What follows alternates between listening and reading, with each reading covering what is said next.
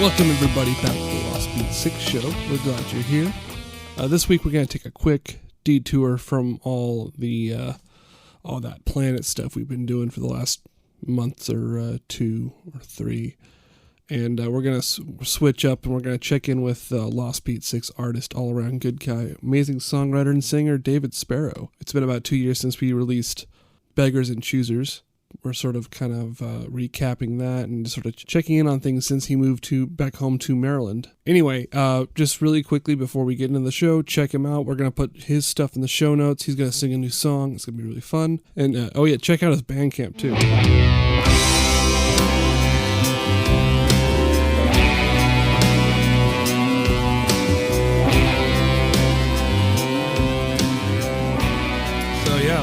You've been playing a lot. You've been playing nothing but Bob Marley, or you're not going to play anything but Bob Marley, which I actually support as your label and as your friend. And how have you been? I thought this was candid. I mean, it is, but it's also candidly edited. I'm hanging. Yeah. I'm doing well as can be. Playing gigs again. It's actually gotten really busy. I'm like every weekend in May and I think June. And then there's like a lot of travel in July. That's good. Where but are you not going? For gigs, other stuff. That's okay. To Conneaut Lake, Pennsylvania, where my girlfriend's from. Oh, very nice. We're going to the baby shower. Oh, okay. Yeah, very that's nice. For her family and friends, and then we're having one here in August. Nice. I don't know if that makes for very good podcast. I don't know. Either. Fatherhood's. I don't know. We can get into the parenting. What do you call it? Those. We can maybe get if we do well enough, we might be able to get a spot on the top 10, top 20 parenting category. So we might be able to do some things with this that. This is a cross marketing. Because here we are talking about parenthood, which I mean, I think I have some. I don't have any. I don't know what I'm doing because I'm not a parent. So, I think I have an idea what that might entail, but I really haven't. I can't speak on the matter, and I really shouldn't continue on. Well, you know how it happens. Run that by me again. Let's review this. Well, when a man and a woman love each other, they give themselves their class ring and Letterman's jacket, right? Yeah. And then next thing you know, there's a baby. And it all happens at the drive-in. Are you? Actually, I shouldn't even ask her if you're excited or not. That'd be bad. That'd be bad. Gotcha. Podcast bullshit. Are you excited? No. Well, I mean, the honest question. answer I've told everybody is that I'm terrified, but I am excited. By the way, you will be receiving a quilt and some burpers. Oh, so sweet. Those are nice. Right on. And Cynthia covers that's her wheelhouse. So no, I'm really happy for him. There's hope for another Sparrow musician. Yeah. Who knows what the music industry will be like in 20 years. He'll be just he's gonna TikTok his he'll be TikToking and twitching or. I already did that, but now it's like dad jokes for days. I mean, you better prepare yourself. You're going to be doing dad jokes for a good while now. So, but everything's going well with that. Everything, Julia's doing okay, and so far so good. This is a much more sedated version. I just asked him last time. I mean, I'm still doing it because I'm giggling like an idiot. I tend to laugh too much during an interview for some reason. Don't worry about it. I'm trying not to do it. You make me so uncomfortable. Here's the thing, I'm trying not to do an interview because, it's just, I'm just kind of checking in with you. This should be more like a phone call, except I don't want to talk about how much vinyl costs and stuff. Crazy discussion because now the album is 2 years old. 2 years old. Oh, yeah, it is. It is. Yeah. For me, it feels 3 years. 2 years and like 2.5. You count the mastering. 3 months. Yeah. Well, in the 2 years it took to make it. It took to make it. No, it's It's actually almost 4.5 years what's old. what's been funny is that I've been talking to all these planets people, and I'm recalling everything from that kind of point of view of where I was in 2016, 2017, in terms of meeting him. And then there's that story that I think I've told the story about 3 times about like when we were in the studio working on Beggars and Choosers. And I think I'm on my phone saying, "Hey, I want to go check out the Planet's Father Time Christmas special because last year was like insanely like was crazy." And you're like, "Oh, I think it's going on right now." I'm like, "Oh, oh, darn." Because at that point in time, you make my way to Burbank, and you're close enough to LA to kind of like just say, "Fuck it, let's go." So. But obviously we were probably between you commuting over to Burbank and me commuting over to Burbank, it was like get some work done here because that was December, and that was the point we were still doing a lot of heavy basic tracking. I was fortunate to kind of know the Planet's crew. I didn't know them well. Like Stilly was always super nice. Like I feel like Burning Jet Black was. We were kind of on the tail end of our Los Angeles musical endeavor, I guess. I was kind of just doing more solo stuff and working on the album with you. I haven't been able to listen to all of them yet. I think I listened to some to Adams, and I need to catch up. Yeah, we're almost done with that. I think I have like 3 more people to talk to. Actually, 2 more people. I have basically. Like I'm half vaxxed, half waxed, and I got the first Moderna shot on this last Tuesday. Okay, yeah, and I felt a little sluggish, but fine. It's the second everybody one says the second one. Yeah, nightmare stories. My dad's and go ahead. It sucks because the pharmacy I went to. I actually know the pharmacist, and he had the Johnson & Johnson, and then they pulled it, and then I thought that was just not going to come back, or it was going to be a long time. And of course, it only they pulled it for like a week, and then it was back, and he had those in the pharmacy, and I wanted to just be one and done, but now I have to wait until end of May. Yeah, I think yeah, the reaction that got around the Johnson & Johnson, that was, I think they were like 6 cases out of 7 million doses. So it was like a really small... 6 or I think was like 15, yeah. Which falls into like women on birth control that smoke or smokers or something like that. It's like so minute. It was dumb that they pulled it in the first place. I think more people got something out of the more people. I was about to say more. Never mind. That was a bad joke. Unbaked. Anyway, you're not on your game today. No. Thank you, Ring. So forgiving. I think I probably had about 3 or 4 margaritas last time too. That was. And my belly was full. Oh. Well, I got a great picture out of it because that picture of you with the aviators and the marg is oh god, it's a classic. In fact, basically I don't know. I'm starting to rebrand Lost Beat 6 into this kind of crazy party, not crazy party, but sort of a more vibrant website or vibrant brand, and so that might kick it out like So the dork with a margarita. Yeah. Now I have to recall, now that we're sort of rummaging through the past 5 years. Did we both go to the Father Time Summer of Love show at the Satellite? I keep telling people that you were there. I don't know. I think the first time I saw Planets, honestly, was at City Stock. Okay, this was not like a Planet show. This was the kind of group thing that like everybody, like they had LA Riverbend was playing like stuff and like it was like Bert Velke and was that Ethan. Out in Alhambra or was that it was at the Satellite in Silver Lake?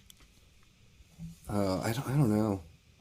I did. I got invited to do that Nirvana. I did a couple songs before they did the Oh, Nirvana nice. tribute. Yeah. I didn't. Yeah, I did not go to that one. I kept missing out on the tributes, but I went to the Summer of Love one because that one. I was like, oh, okay, let's see what they got. Let's see what are they gonna play the deep cuts? And they're just gonna keep playing like White Rabbit the whole time. Because I'm a fucking. That is your It is my jam. thing. Yeah. I'm a enthusiast Summer about of that. I'm at the point where I'm actually a hipster about it, where it's like, oh no, '66 was much better. Everybody tells you that. All the bands said '66 was like the year it was clicking, and '65 was the acid tests. '66 was like Okay. like that kind of like they were really sort of gel and start the. The acid tests were in '65. They started doing that like 64, 65, 66. It was really kind of early. It's earlier than people think. Yeah, for some reason I think like 1967 or 8. I believe pops in my head. that's when it got big, like almost commercialized. Like that was like with Keezy running around. Keezy was like, I believe if I got my if my memory serves me well, I think Keezy, because the famous bus, the pranksters further bus, Yeah. and they drove to New York. I believe that was 64. It's kind of a weird thing because that's like 64. People think of like Beatles and black and white stuff and Hard Day's Night and like, and all of a sudden there's like these weirdos from San Francisco, and everything's like Technicolor already, and I think of Eddie Izzard singing For the Benefit of Mr. Trank. Okay, can we talk about that movie? You want to talk about that movie? Are you a fan of that movie? I mean, I love the Beatles, so I don't know. Bono manages to always kind of be a douche, and him being like Dr. Robert. That is my least favorite movie. That's my cheeseball. least favorite scene. Actually, I like that movie for like maybe like the first 2 times I watched it, and the idea that I don't need to watch it again. I don't know, like, yeah. Well, even like the guy that plays Jim looks like McCartney, and I think they all did their own singing. Like he was decent. They did. Yeah. I think my issue is with people's like Americanized interpretations of the Beatles music. Yeah. And I think when they did Strawberry, like for example, they did Strawberry Fields, and it's like in Vietnam. I'm like, what the fuck does that have to do with like that? Oh yeah. Like way off the mark. Or the She's So Heavy, and it's like carrying Lady Liberty. Oh, yeah. It's like it's really. I understand. It's like so like.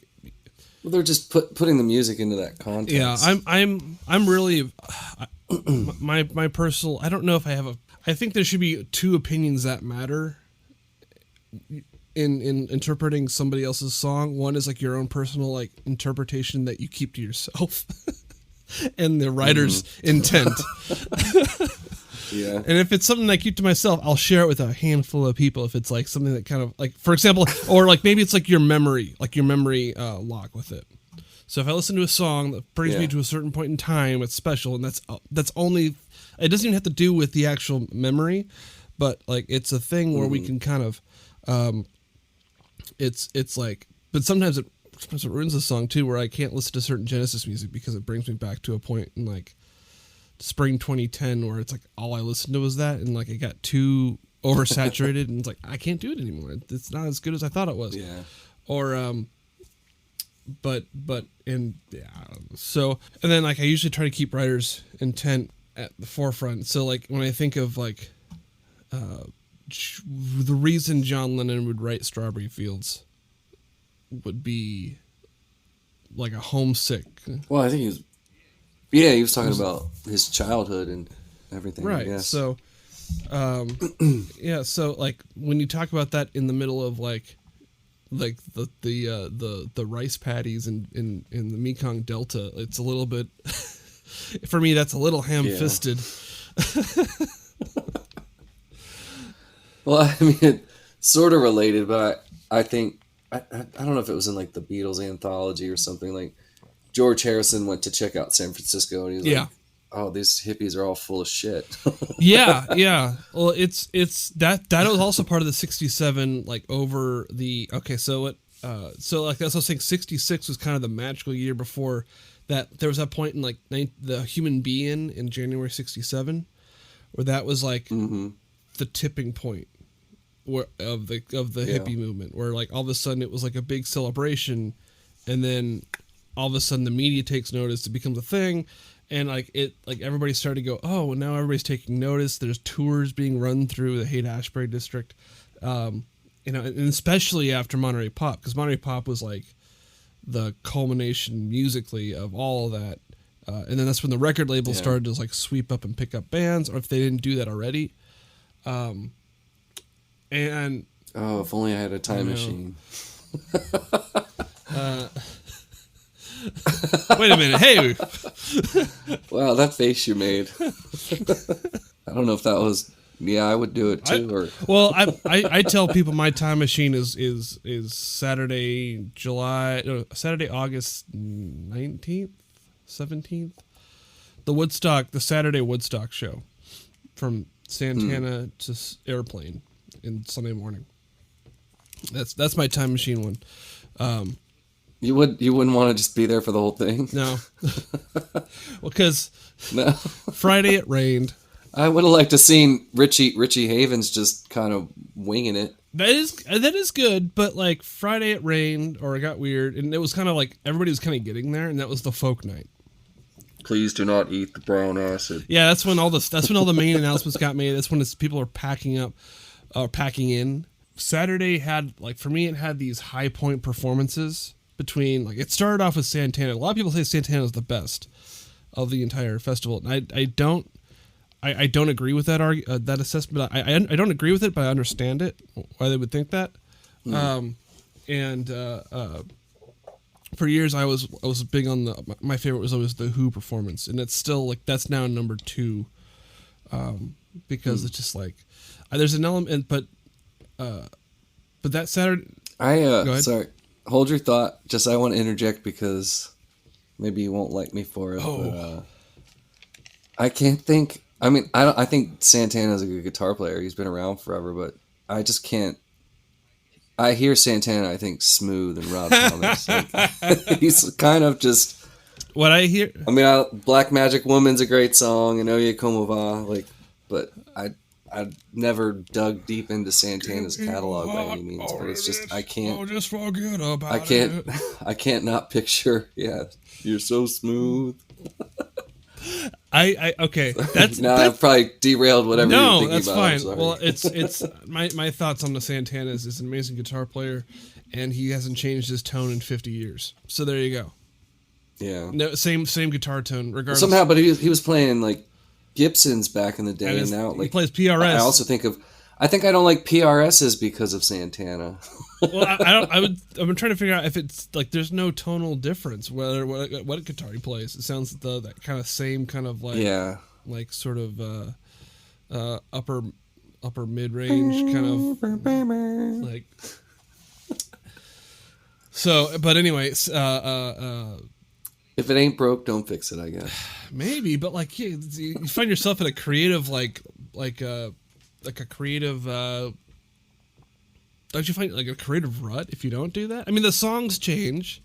You change this, there's he does that cover of "She's Not There," which by the Zombies, which is very good. Even though I mean I like the original too. Oh, nice.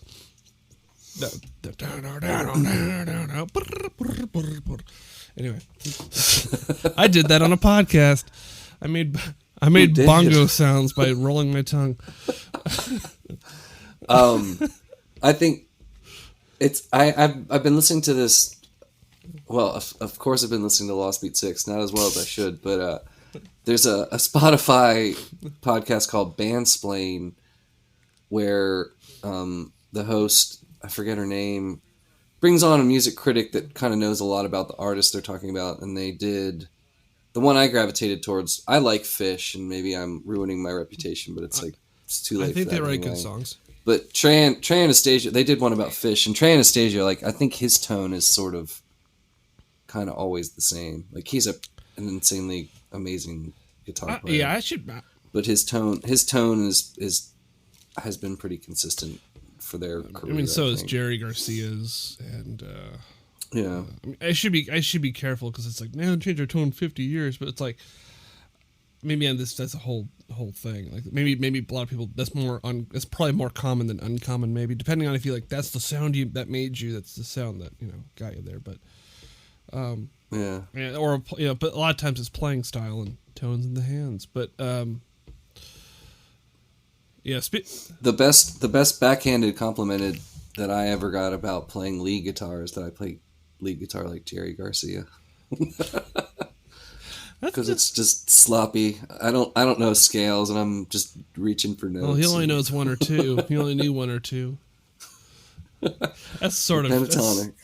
My favorite solo. I mean, there's a couple good solos he does, and they're actual solos. They're not noodles.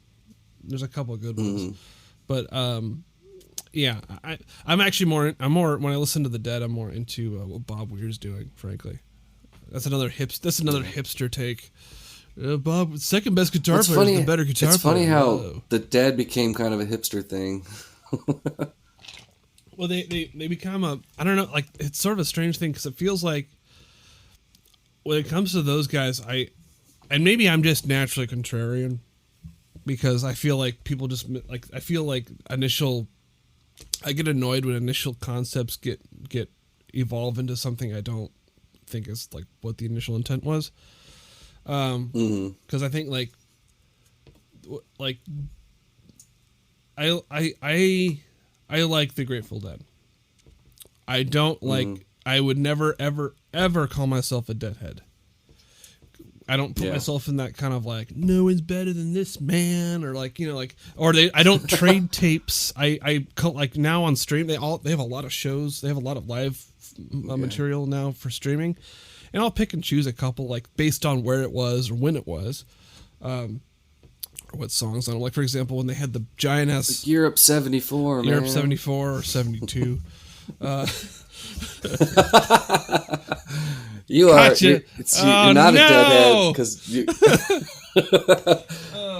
See, it's like a real Deadhead doesn't call themselves a Deadhead. Yeah, they just... And they hate other Deadheads. That's how it works. I mean, I think Fish fans are like that. Somehow, like after the Dead disbanded, like Ween got labeled as like, and they do stretch out, but like Deadheads went for Ween too. I can see, which is so weird. I can see that Ween is great because they're just funny. Yeah, but they have the ability to change. I think they change direction quite more often than a lot of other jam bands do. Well, I mean, but Ween's whole premise is like they're not one particular style. Like they just genre hop and right. Yeah. And they 12 Golden Country Greats. They got a legit Nashville backing band to do country songs. Fluffy. Furry body. It's probably better than some. Actually, met. It's a weird name drop. He probably doesn't remember me, but I think he's like a desert dude. And my friend and Diego Garcia is friends with Ben Vaughn, and he produced 12 Golden Country Greats. And I actually met him a couple times. Like he's mostly in Joshua Tree, but I think he played a show at Harbell's, and I chatted with him a little bit. Nice. And was all struck because he worked with Ween. But you love Genesis, and they're a prog rock band. Like, I think jam bands like stretching out can get proggy.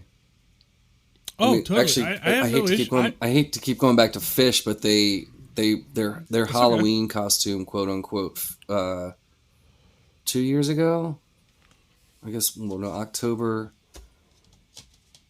Between the pandemic and me leaving LA, I get confused about dates. It was Halloween of 2019. I can't remember if I was still there. Yeah. You left. Yeah, I had you to. Were here. So it was October of 2018, I guess. Yeah. They March 2019. Fish did so their costume for the show was they pretended to be this like Scandinavian prog band. Okay. And actually released their new album live. Like they performed it live, which was kind of cool. But they said it was they built a whole mythology like leading up to it. Like this is this prog rock band from Scandinavia. Like the album was called I Rock, and it was IROKK. That's good. I actually kind of like they're insane. album They're insane musicians. They're singing lax sometimes. I'm sorry. What were you saying? I liked his Fuego. I liked his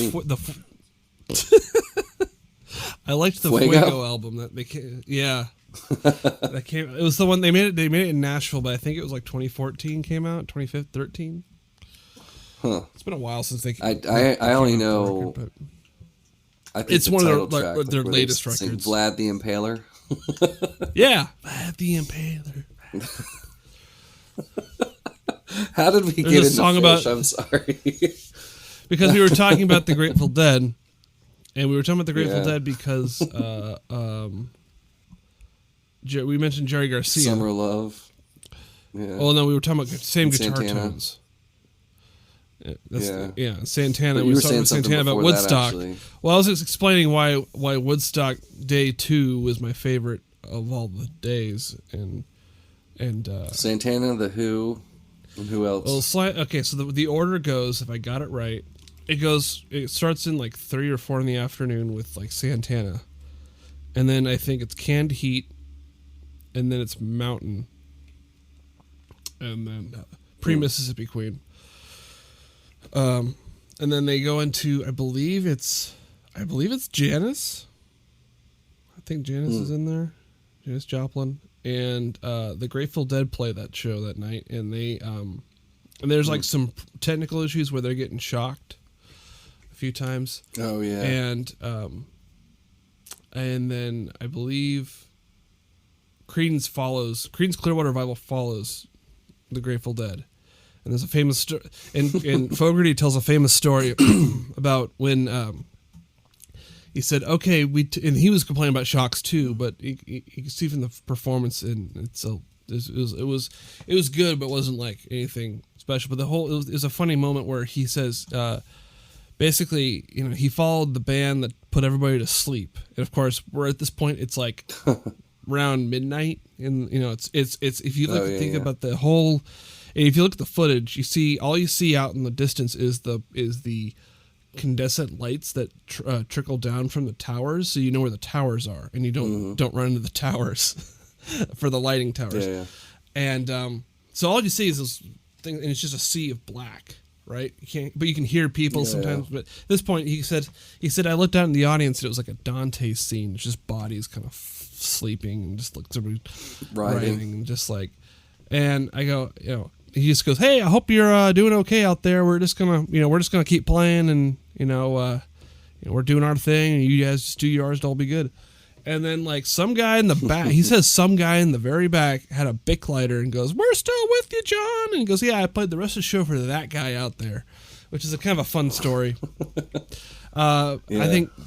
I forgot when Janice is the floater. I forgot when she comes on the show, and I'm not a fan of her. She did okay. She did good, but I don't really remember it very well. But the big one for me was Sly and the Family Stone. Came on around 2:00 in the morning. Mm. Yeah. I don't know. Someone said "woo." Did you hear that? That's my it's pretty great. Hang on a second. No, it's good. No, he just got extra excited. I mean, I would too for Sly and the Family Stone. But anyway, that show, the part where he was playing higher and everybody's just kind of, trumpet solo. Mm-hmm. Wanna take it higher. And everybody got up and it was energetic. And then the Who showed, and then they played like an extra encore too. And then the Who showed up, played from like 4 or 5 in the morning till like obviously the break of dawn. And it's a marathon of like literally crazy, to the break of dawn. Yeah, like the see me, feel me, the sun's popping up, and so and then you see like the best part is not the best part, but like one of my favorite parts is you see Jefferson Airplane like stroll in, and it's like 8:00 in the morning or 9:00 in the morning, and you're just like, oh my god, like you're just everybody's tired. and you can see that like Marty Balin was up all night and just like, like I should try. You see him like playing Saturday afternoon. Won't you try?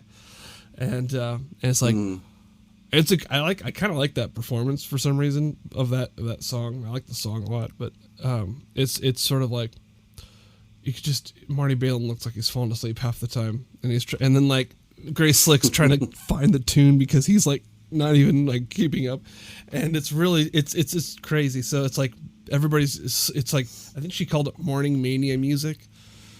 But anyway, it's like that was supposed to be the headlining. Morning Mania? Yeah, we're hearing the Morning Mania music. Yeah, believe me, yeah.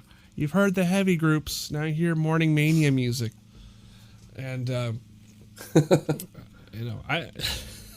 then they waited, like Sunday, the rest of Sunday was like they took a break, and then the afternoon Joe Cocker shows up, and it starts to rain again and all that stuff. So like Sunday was like, for me, Sunday had more of a calmer presence for some reason. Sunday's like a little bit more, they had the band, they had Crosby, Stills and Nash and Young, and they had like, although Johnny Winter played, that was pretty cool.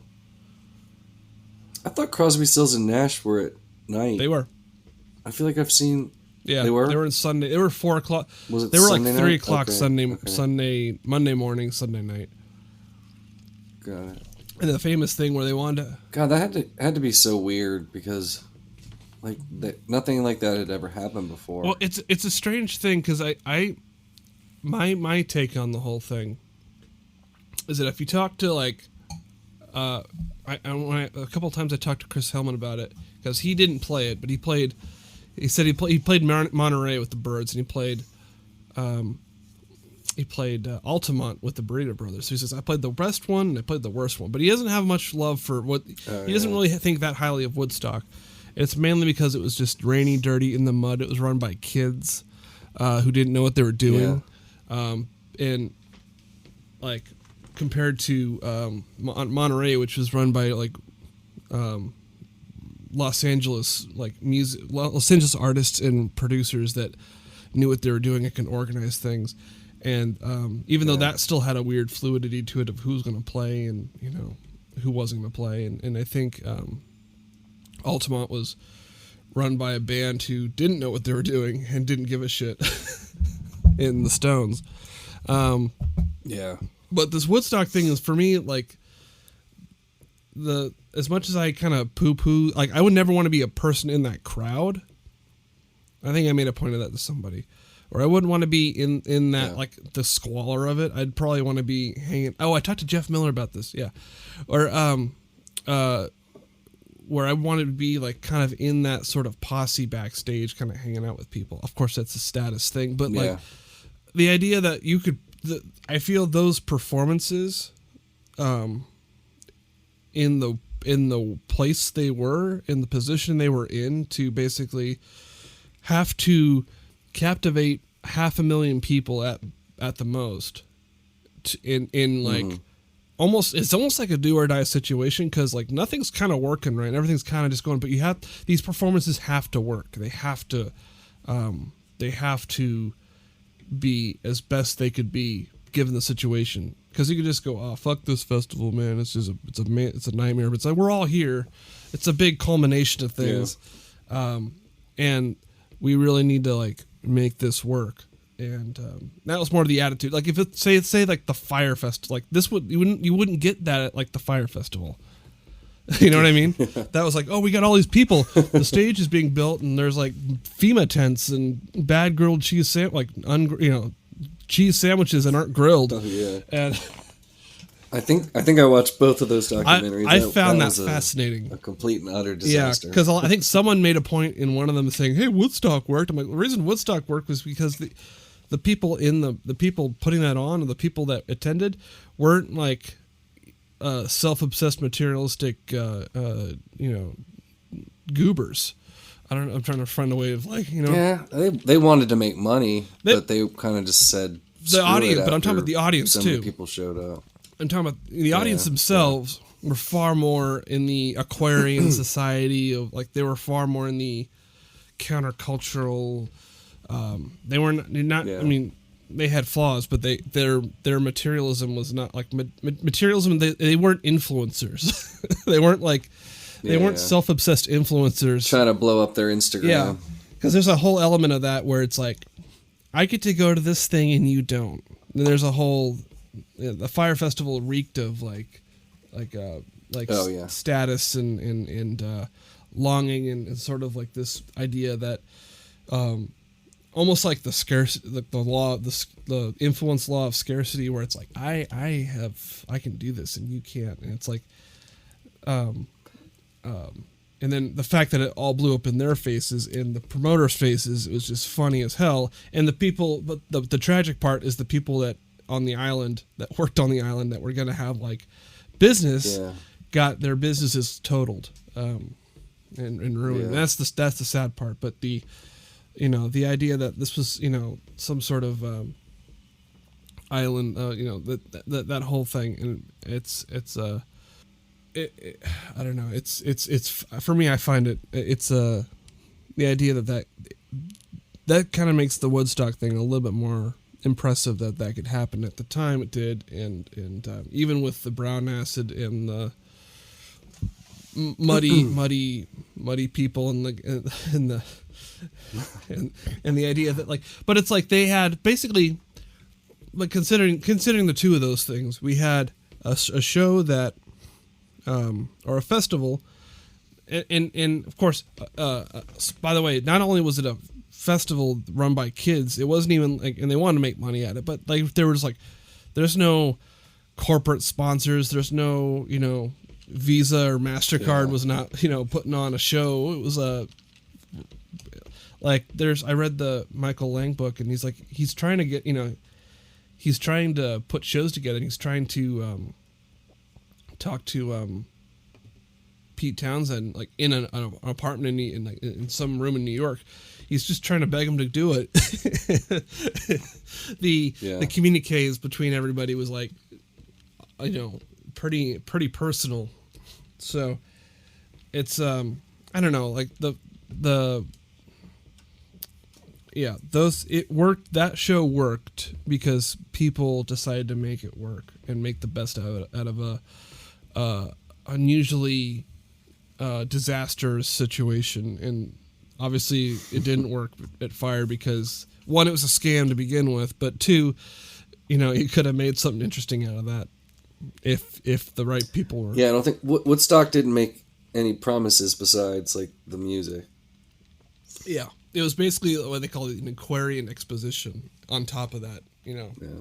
And it was no promises. They didn't expect that many people to show up either. So it was the opposite of the scarcity thing. It's not like we have this great thing on an island and you can't come. This is like, we're expecting like, I don't know, 250,000 people and 200. This is like, how many were in attendance? At the end, I think it maxed out around 500,000 or 450,000. That's and I think it got topped a year later by Isle of Wight, which is 600,000. And then I don't count those Rock and Rio shows in like a million people. There's a lot of shows that had like Live Aid did like or Live 8 did like a million people in Philadelphia. But it's so hard to actually see that or do that. Or we're just really delving into Woodstock. I'm Joe Roganing this from here on out. We're just going to talk about whatever. So, is that the nature of the beast now? For now. Anyway, what was I going to say? Oh, to cap all that off. Yeah, it capped off at 450,000. But anyway, if you think about that, that's like considering like a football stadium or a modern American sports arena holds 40,000 people, maybe 50 on a max. That's crazy. That's like how many stadiums of people, like just to get the numbers in, or just to visualize it. That's how many people died of COVID in America. Oh God. Or died in World War II. Don't Joe Rogan it. His most recent comment was that young people shouldn't get the shot. I think, I get a news app. I get ground news, so I get the different headlines. And apparently, he said, "If you're healthy enough to," I don't know why he said that. You know, I feel Joe Rogan, like, for some reason he's gotten. Is it just me? Because I like, for a while he was kind of using it as an excuse for. I haven't really listened to his pod basically since he moved to Spotify because I don't actively listen to his show that much anyway. Like when he was on Apple Podcast, it'd be like when he was on all podcast forums. Like I would only listen to it if he had a guest that I was interested in. Yeah, I would just go and see if there's a guest I liked. I don't give a shit about MMA or UFC. So his like recaps of like fights, I'm like, oh, whatever, I don't care. And there's some people who do like that. That's okay. But he would bring on like, I'll fight you. I'll fight you. Like he brought on like Dave Chappelle or Darnell Rollins was on, and Dave Chappelle came on. I'm like, okay, that's cool, you know. But like I'm mildly annoyed by the idea that like he was complaining about California homelessness problem, and his solution was to not pay taxes in Texas. Oh yeah, or not pay state taxes in Texas. It's like, okay, fair enough. If you're gonna like complain about it and you leave, then you just have to complain about it anymore. All right, cool. But like at the same rate now, it's you know. Then he can complain about Texas's electrical grid crashing. Yeah. I don't know. You're technically part of the California exodus. How are you? What's your thoughts on all that? I mean, honestly, I'm glad I'm not there because it just doesn't sound like there's anything to do. Everything's totally locked down. Well, that's not quite. I did an open mic last night. Not quite true, but and I was saying, what's that? Not quite true. We're still it's baby steps, but it's limited capacity and all that. June 7th, June 15th is our reopening. The grand reopening of California. Yeah. We're back in business, baby. I mean, we've been. I think the vaccine because our vaccine rollout's been pretty successful, and then on top of the fact that it's California, and we're starting to realize that, like, I think it's so funny with this whole COVID thing because people kind of like I've heard people kind of complain about the CDC or Fauci, and it's like the best information is what you know at the moment, right? So it's like a year ago we're trying to figure out what works and what doesn't work and who even believes it and stuff. And like by the midsummer last year, like I kind of figured, okay, outdoors, vitamin D, you'll be fine. Just keep your distance. Yeah. Don't do anything like erratic or dickish, and you'll be fine. Like Orange County. Or like, and there was a point where like Memorial Day showed, like if you like pack up in crowds, it's not good, even if it's outside, because it's just too many people too close together. But going to the beach, no one likes to be together in the beach anyway. You don't want to be crowded on a beach with other people. You want to be grouped together. Yeah, you want to find your own spot. Yeah. So the beach is perfect. Or a small pool party, when you're basically you're in a tub of disinfectant to begin with, you're probably fine. But anyway, when they go, well, now they're saying you can do that. I'm like, okay, yeah, of course. Now we have the information, the idea that like the science, like this is my thing about science, is that the idea that you keep finding new information to challenge it. You want stuff to challenge other things, so you make sure you can, you don't want to stick to your gun. An informed decision. So, right now they're saying fully vaccinated people it's probably safe to be unmasked outdoors, right? Great. Yeah. But what you get is you get this sort of vitriol, like they don't know what they're talking about. I'm like, humans don't know jack shit based on what science knows. Like based on the science. Science is us trying to understand nature, right? That's like the whole point of science. And then the idea that our human capacity to actually understand anything it's quite limited. So roll with it. Like, I don't know. So there's my COVID rant. I, Well, we're doing pretty yeah, good. I mean, it's I don't know. That's like if we really went down that rabbit hole, it's like just a whole podcast in itself. And I'm not a doctor or scientist, Yeah. so I've just worn a mask and tried to maintain a semblance of normalcy. Yeah. But my parents and my brother got it, and my brother and dad were pretty laid up. My mom got double pneumonia. Yo, but that's bad. It kicked it out. That's good. Antibiotics took care That's of it. good. I was kind of worried about your parents about that because that was kind of Yeah. That was a freaky moment. It was in it's like after Thanksgiving, and I got tested like 3 times and it wasn't me. I was worried I was going to bring it You home. were shaggy man. on that one. Me. You just shaggied that one out. Yeah. Wasn't me. I'm the shaggy of COVID. It's weird. I've been gone from LA for 2 years, but it feels like last year was just imaginary. Like it was a wash. It was I was bizarre. supposed to be back there for a wedding, and I was going to be back for a christening, and I had a show at the Hotel Cafe. I was going to play with the Tens. Last time I put together a band of friends, Mike Blumberg, Wes Hall, and Dutch Swan, and I called them the Farewells. Yeah, but I wanted to mix it up. Are those the Farewells? The Tens were totally, the Tens were totally on board to do it, and yeah. Would you rechange the Farewells to the Back for Limited Times? Right. The once a years. I mean, the show in September of 2019 was a success. Like I played at Hotel Cafe and That was great. Wasn't jam packed, but I made some money and was able to pay the band. So I forgot. I think I was working. I couldn't make that show. Sorry. No, that's all right.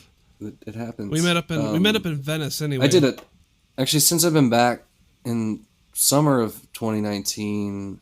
I actually did a tour. I'd gone up to Connecticut to see a friend, and there's a place called Strange Brew in Norwich, Connecticut, and we were going to go down for that. But we got carried away. That he had like a bonfire and was just hanging out. But I reached out to them, and they're like, "We'll book you a date." Like I think they went to the .com and heard the album or whatever, and like, you want to book a date? I was like, sure. So that was in May, and I built a tour out. Like it was 5 dates, but in August of 2019, I did a tour and broke even, which was fantastic. My friend Tessa came along as my all right. Yeah, she came up to be kind of my road manager and photographer, and she stressed that she was not the merch girl.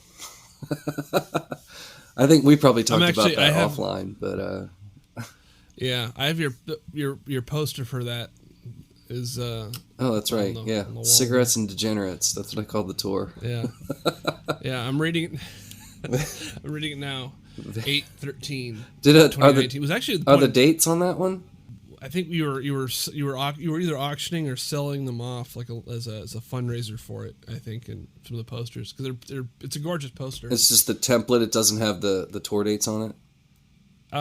It just says August 2019, but you when you signed it for me, which is nice. Yeah. You supported me. I appreciate it. To punish Steve or to not punish Steve? That is the question. There's a little thank you on the right, but it was from. It said it was signed on August 13th, 2019, which I think. Yeah, I mean that tour like planted a seed. Like to break even on my first tour was amazing. Like I played in New York in the city for the first time ever. Never even played there before I left Maryland. And my buddy played bass with me, so it was like it was an acoustic and bass, which was a weird It's a setup. hot tuna. But, hot tuna style. His is that what they do? Yeah, it's Jack Cassidy and Jorma. But his wife works in production and got all her PAs to come out, so I had to hit that 15-person nut, and I think I had like 25 people, which was cool. They helped me make a good impression. It's this place called Delancey. It's like a basement. Like the top of it was a club. The main floor was like a bar, just kind of a bar, and the basement was the club. Nice. And guess what street it was on? Bleecker. Was it Bleecker? Oh, McDougal. Delancey. Okay. It's called the Delancey. Sorry. Oh, you missed that one. Yeah. Are you drinking coffee or like? I'm actually drinking water. That the coffee got spoiled by my your earbud. Earbud. So I'd hoped to keep touring, but I mean the rug just got pulled out from under, because I was doing a lot of. I'm getting back into it again, making music full time, just playing a lot of cover gigs, which is a bummer, but yeah, it's a means to an end. And but I kind of had turned my eye towards like going south, because our friends, our mutual friends, the Zmeds are there. And actually in August I did go down to Nashville, and Zach and Dylan helped Tracy Ramsey and I record a song called Crumpled Papers, which is sort of still swimming in limbo. We got to figure out what to do with that. It's just like sitting there in the can. No, she just released an EP, I believe. Yeah. Under Tracy Lane. Yeah. But yeah, it's, I think between, and also the Deltas are now in the neighborhood there too.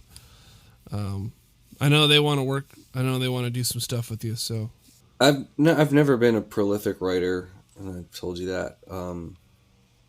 But I don't know. I was cranking a few out when I first got back. I mean, I don't know how to be sensitive about it. Like I think I made it clear to everybody. I moved back to Maryland because my mom isn't well. She has something called Lewy body dementia, kind of mixed with Parkinson's, which is gnarly, and she's declining. But I'm here to, my dad's her caretaker, but I'm here to be with her while she's kind of with it. Mm-hmm.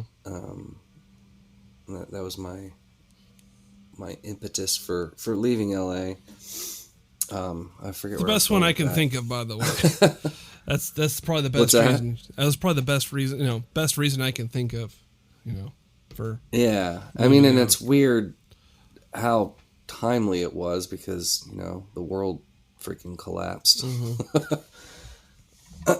And I'm glad that I'm here with family in the midst of all that, instead of wondering what's happening 3,000 miles away. Yeah. I don't know if this is too candid for Lost Beat 6. You can, if you getting all sullen. It's up to you, man. We can go if you want. I think it's good to keep to have that in there. But yeah, no, I'm open about that. I think I was getting somewhere with saying that, though. Oh, it's just I've never been a prolific songwriter. Even when we met, there was stuff that didn't fit with the Whiskey Saints and Burning Jet Black. Mm-hmm. And, so I was like, Steven, let's make an album. I want to make an album. And you made it happen. But that was, I think my friend Pasquale said, Beggars and Choosers is like a love letter to LA. And like, I'd never thought about it that way, but it was 10 years worth of songs. True. Cause I, write one year, and lots of time would pass. So I think it was all informed by being there. And now that I'm back, a lot of the stuff is informed by, where my mom is at and all that kind of stuff. Write what you know. The moral. And the moral of the story is I'm be better careful doing who you the talk downer to. stuff than rock and roll. Although Ryan is not on the pod today, but he is saying he wants to. He really wants to see heal these wounds. Oh yeah, fully finished and released into the ether somewhere. He wants to. He likes. Nice. That's one of his favorites that didn't make the haven't made the cut yet, or hasn't been finished. It was like a handful of tunes that didn't get finished. Like Hey Love, which is coming out in... Hey Love got finished. Let's call it June. We can do June. We can do it. You know, we got... It's supposed to be in like a week. It was a plan. It didn't work out, and that's okay. No, it's all good, because I think one of the biggest things I want to work on is getting a good vinyl release or reissue. No, that'd be Beggars cool. and Choosers. Yeah. Because I know that's what you wanted initially, and I know you actually timed it out. I kind of looked at it. You actually made a record that, or you selected the tracks fits a vinyl perfectly. So I thought you did that on purpose. You know, like 10 songs. I think there was definitely some consideration in like how it flowed. True. So that's something I am working on, because basically it's something that I'm starting to feel as a label on a label as me learning how to be a record label or work, you know, and I do appreciate you know, bearing with me on a lot of that stuff, because it's an interesting learning experience that I had to jump into because of COVID, because I'd be like, oh yeah, whatever, just like, you know, it's like, okay, there's a lot of ways that people can, you know, record and mix these days, and I like recording, and I like mixing, and I like it when people kind of, you know, call my number. But it's you know, in order for me to keep like stuff that I want to hear, you know, and work with people. Sometimes if I want to work with people and want to see things through, and they already have their recording situations, like, okay, well, how can I help get this out? So that's kind of where my logic is on that. But I'm also starting to realize the legitimacy of actually having a physical, like, big vinyl record. Oh yeah. And it means, I mean, I think I told you all the physical copies that I had made, CD wise, are gone. okay, great. I think more were given away or sold for less than I should have, but they're all gone. Yeah. Yeah, I think, which is, that's good. That is good. I mean, I'm actually looking at, I almost thought I lost my copy, but I have it here. Because I wanted to make sure I had that. I don't even think I didn't even save myself a copy. Yeah. I know not that I would. It's funny because my folks they're not very big streamers, so they go, well, we have a copy of it. We can burn it, and they go, that's great, but I don't get anything out of it. It doesn't really help us. Yeah, right. We've got those brisk CD Baby sales going, right? Yeah. I think they shut their store down, by the way. CD Baby no longer does like a CD Baby store. Really? So I think iTunes, like all the digital, all the people that are digital do streaming now are now probably only doing streaming. I think there's still remnants of iTunes, but I think they're phasing that out too. So that you like, why buy music when you can go stream it? I'm like, okay. But I think that's I'm starting to realize that labels are just they're not even doing CDs, they're just doing vinyl records, because that's the only serious profitable solution to that, where it's like, okay, we can stream it, and now we can, like, either fans will buy the merch and buy the vinyl to financially support their favorite acts. But you know, for them, they can stream it and find out about it too, so it works on that end. So that's one way. That's what I'm starting to realize, is that, you know, I've gone into a couple local record stores here in California, in the county, and there's still CDs, but they're really, it's like the vinyl. What do you call it? The vinyl the selection in the actual racks of, you know, sifting through things is expanded tremendously. So that's really kind of good to see that. Or that's where the, you know, or actually CDs have now become as cheap as they should have been. Yeah. I remember going to Borders to buy a CD. It was $20. It's like, okay, it was like a big deal to go, you know, to see Borders. Yeah, it was Borders. And then what's that? A bookstore? It was a bookstore. I used to buy books at Borders. I used to buy CDs mostly at Borders. Yeah. Imagine that. No, like. Oh, I got it's a random plug. Yeah, go for it. If you ever find yourself in Manchester, Maryland, Carroll Drugs, the pharmacy where I got my first shot, where I'm going back to, they have a pretty decent record selection. They're all old records, but Nice. No, I'm also thinking about doing like consignments sales locally, just to kind of build the local, just to say we're a local label and buy local stuff. And you know, part of the idea of doing the King Gizzard and the Lizard Wizard fundraiser is also to kind of, you know, that's a viable product by a very culty band, so you could do stuff with that. So yeah, that band has a pretty rabid following. Yeah, so I'm trying to find. I'm debating. That's gonna be like if I'm gonna put in, you know, because it's about $2,000 per, you know, 500, you know, pressings, regardless of how I do it, or regardless of the path I go to press it. But that's like, okay, cool. That's already made, already viable, kind of. Anyway, and the point, but I was thinking about this for a minute because speaking of Manchester, I finally got around to seeing 24-Hour Party People. It's now one of my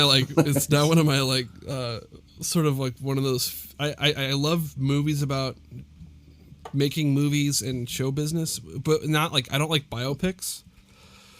Not in a biopic way, but more in a just sort of like.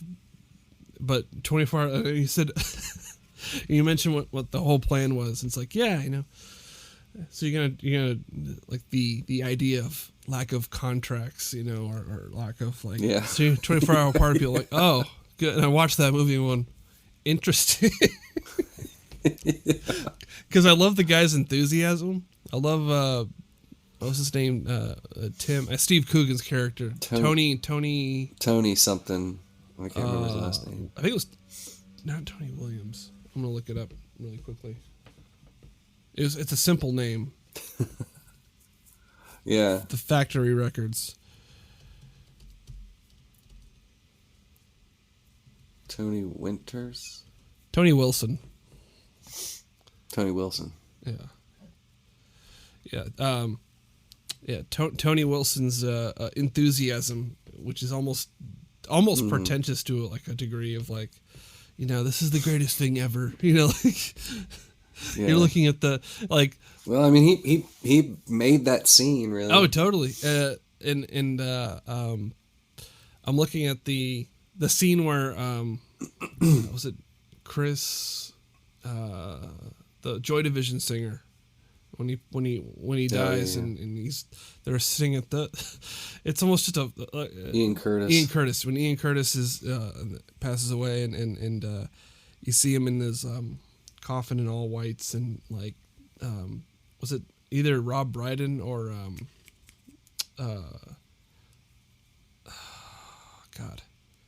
the comedian Simon Pegg. I think Simon Pegg is a journalist in the scene, and then Tony Wilson's like, "You're looking at the Che Guevara of punk rock, or Che Guevara of rock and roll." I'm like, "What?" Okay. And he's explaining, you know, the rave scene and the hacienda. It calls it the hacienda, and this is the Florence of this is going to be our cathedral in Florence or whatever. It's like, oh, okay. It's so funny. I think after I told you that, I had to look up like the hacienda is like luxury condos. It makes sense. It looks like a luxury condo to begin with, you know, or kind of a very sort of thing. And it's so interesting because there's also that scene when New Order is coming out. They're reforming. Joy Division is reforming into New Order, and they're playing Blue Mondays in the split screen, and they're explaining how much it costs to make the record that they want to do. And he's looking at this giant vinyl, and it's like, okay, you got this, you know, these different, you know, this is great. You know, he's looking at the prototype of the packaging, and the guy goes, "Oh yeah, they cost more." And they're already operating at a loss, right? Yeah. You can see it that like, and he explains what the deal is, right, in the pool hall in the pub. And he's like, okay, here's what we're gonna do. We're gonna pay for everything, and then we're gonna split 50-50 with the artist. So it's like, so they're already operating at a loss by if my mental math is correct, which it not often is, but the idea that they're gonna pay for, so they're gonna assume all costs, and then only get 50% of the sales back, so they can't make the money. They're always gonna be operating. Yeah. It's like. And the idea that I'm like, how is this gonna work? Because like, how did they keep the lights on, right? And of course, the guy actually has a day job as a TV personality. Yeah. So I'm like, okay, all right. Props to that guy, because that's like that's an seriously expensive hobby to create a scene on his own dime. You know what I mean? I find that it's funny, and it's funny, and it's kind of not smart, but I kind of admire it. You know, so I want to thank you for pointing the movie my way, because that's no movie I want to show people, because that's like it's pretty cool in its own way.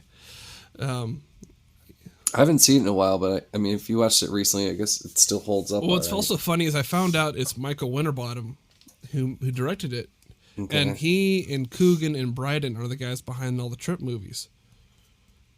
I don't know if you watched those movies. That makes sense. I love those movies. I've seen. It was a band field trip. We went and saw the Trip. Nice. And I was bitching about it. I was like, that sounds dumb, and I loved it. Yeah. And I'm hungry. Bloomfield and Rob, like they hated it. Well, they didn't love it. Like it just. I mean, spoiler alert, like it ends like he's like thinking about taking a job in America, and like it's just bleak, him looking over the London skyline. And I was just like, oh, that's amazing. Because he gives Rob Brydon so much shit, and then like it's just like his life is kind of meh. Well, none of those movies end with a really, positive note. They all have some sort of downer, which is, it's not necessarily existential at all, but there's a lot of existentialism in it, or nodes of it, where it's like you have two aging comedic actors that are probably more famous for doing like Michael Caine impressions and Roger Moore impressions. Yeah. But they have, it reflects, there's art reflects life, because Coogan has like the Philomena, he has some sort of traction in America. And so he's like, and Bryden is more of he's staying on the British comedian circuit of television or whatever it was. I don't see him much in anything else but British comedies or Michael Winterbottom movies. So it gets to but like the first trip ends with that, and the second trip ends with I think is a downer, because I think he's I forgot, that one's less it's less depressing, but it's kind of weird, because I think Rob Brydon cheats on his fictitious wife. Oh yeah. Oh, that's yeah. Italy. Don't they go to like the Riviera? They go to it's North Country, England, Italy, Spain, and Greece. And Spain ends with like, I think Coogan going into like Morocco, and then like potentially getting kidnapped by terrorists. Or Libya, because he goes from Spain, he goes into like North Africa, and it's like he runs out of gas, and then like and then I think the Greece one, his father his father's in the process of passing away, and I don't know, I'm not gonna, there's not much of these movies plot wise, so I don't think spoilers really matter in my opinion. Yeah, but But I think, I mean, I think that's why I enjoyed the first one, because it's like, this isn't going anywhere, and then it just ends on that like downer, and it was just hilarious to me. I think when last I was hanging out in Tennessee with the Zemeds, we marathoned all 4 movies, or we kind of took a day to do it, one movie a day, leading up to the Greek. We hadn't seen the Greece one. Am I the only guest who's performed on the podcast? Not yet. You want to be the first? We can close with that too. I'm the only one who has, I think. Roses and Cigarettes did on the old show. We're talking about the older shows. The show, like considering we rebooted this year officially, we've done. Okay, so this is 2.0. Yeah, Jenny and Angela did, and then you did, and then before that, or they're on the same time. My friends Charlene Gibbs and Sammy Rothman as Nani and Kula did. So there's only been like three versions of that where we've done live performance. We've done like musical drop-ins, like in promotion for stuff. So, like every time we have a Lost Beat 6 release, we're gonna have my friend, who goes by the moniker of Terry Gross, not spelled like Terry Gross, but it is Terry Gross, do like an interview, because basically he's more fresh to these he's more unfamiliar with material than I am. So for me to interview about the work we did on a record would be kind of silly. Like, remember that time we did this and that and this, and then be like, so he would come and talk about things like that. Your standard influences, story behind the scenes, blah blah blah blah blah, that sort of shit. So we did that with Big Die when we did our Big Die record release. Our digital release, and we'll do that with. Well, I won't break the form. You have the setup, so if you want to do it, you're welcome to. If you want to share a song, you want to sing us out, that'd be great.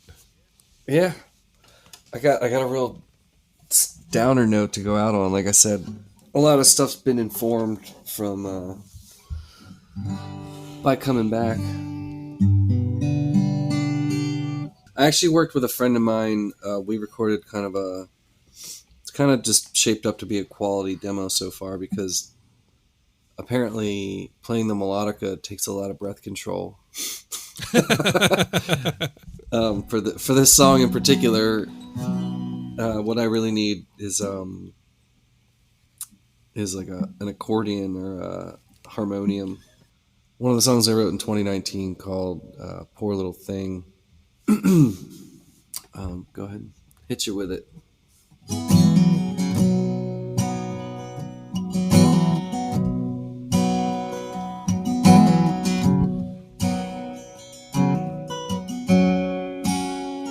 Got a lot of nothing, full of green, but I can't quit this tight scene.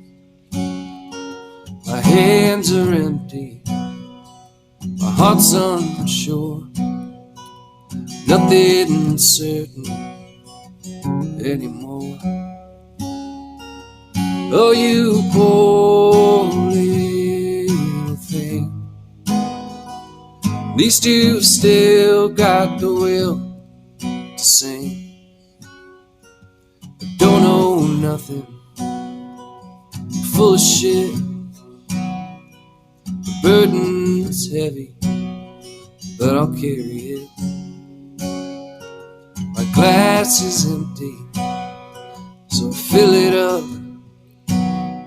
Won't solve the problems, but it's good enough. Oh, you poor little thing, at least you've still got the will to sing.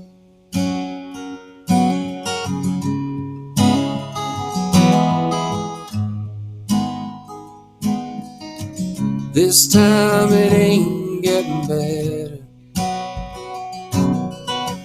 We're in for nasty weather. Give me something, a little sign, just a token to ease my mind. I'm half empty, oh, but I'm half full. Just keep on moving, it's the only thing to do. Oh, you poor little thing, at least you've still got the will sing. Oh, you poor little thing, at least you still got the will to sing.